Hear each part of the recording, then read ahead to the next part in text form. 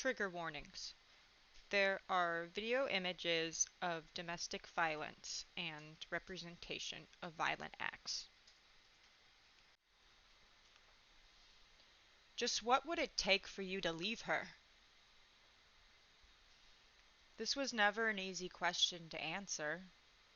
By the time it was being asked by my friends, family, or therapist, every time I broke down in tears describing a conversation, an event, or yet another hideous argument, I don't know, let alone trust my own mind, I had allowed myself to be systematically stripped of my sense of autonomy. I was functioning as an adjunct to another human being, a more important, saint-like human being, who showed the world such a different side to the one she showed me.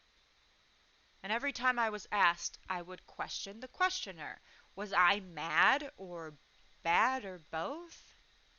Blaming myself was the one thing I had become extremely good at.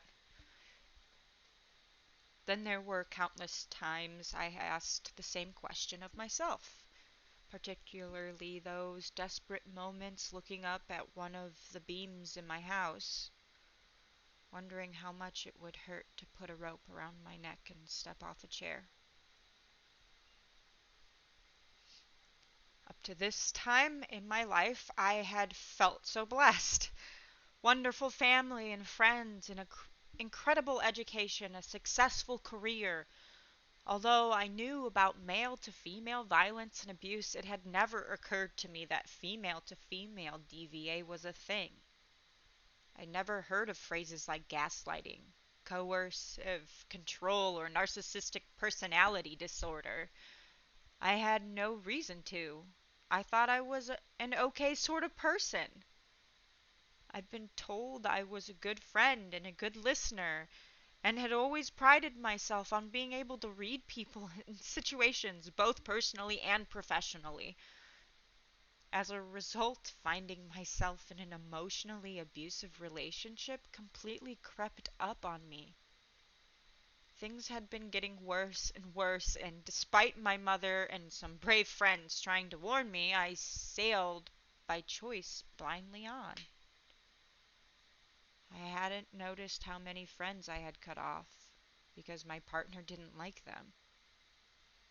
I didn't question how often it was easier not to go out on my own because of the quantity of texts I'd get when I was out.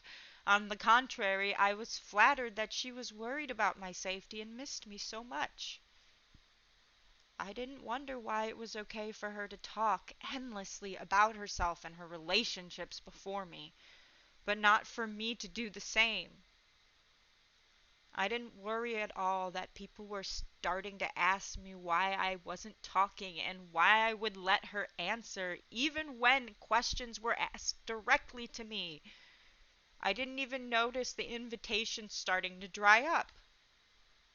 I was just happy knowing that someone so dynamic, so charismatic loved me. I relaxed into her shadow. I disappeared.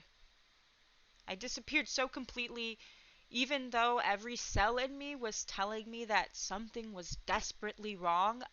I thought I was the bad one and that I should stay and make things right.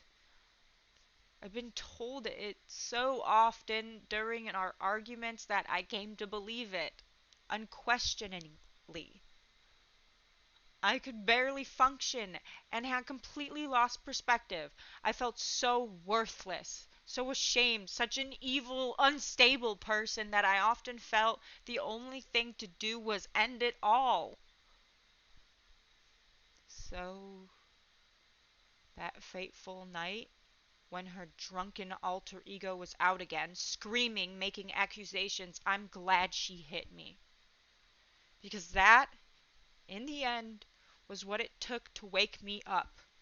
I went upstairs and jammed the spare room door shut, putting a kitchen knife under my mattress. I took pictures of the huge mark on my face and neck and texted a friend to let her know what had happened, just in case. But it didn't occur to me to leave the house or call the police even then. It took months to break away. Months during which she told and retold the story of her violence to make me the villain, telling me I deserved to be hit. It was only a light slap, and that if I told anyone, she would say that I'd hit myself. I lost so many so called friends who chose to believe her version of the story, that I was the abusive one. It's taken a long, long time to get over that damage, and to be honest, there are still times when I feel the pernicious fingers of despair and doubt around my heart. Could I have behaved better? Was she right? It's true. I didn't always behave impeccably. There were times when I acted in ways that I feel embarrassed about now. At the time, I saw them as proof that she was right, that I was a terrible human being. Spiteful things said in the heat of an argument or shouting at her or others. Thankfully, I am surrounded by family, friends, and a therapist who tell me that it was perfectly normal in the circumstances to occasionally get angry, and that this wasn't the proof of me being abusive. It's the impact of prolonged gaslighting. That it's normal, years on, still to call someone in tears to ask if I'm a bad person. And that it was the right thing not to make my story public and to fight her fire with fire. I'm slightly embarrassed to tell my story here alongside people who've suffered much worse violence and abuse than me. I also know how lucky I am. I was able to walk away and refill my life with happiness and joy without feeling fear daily. So many people never get that chance. But I feel that by writing this, maybe it might resonate with someone, somewhere, and that they might recognize what is happening so that they too can get out before it's too late.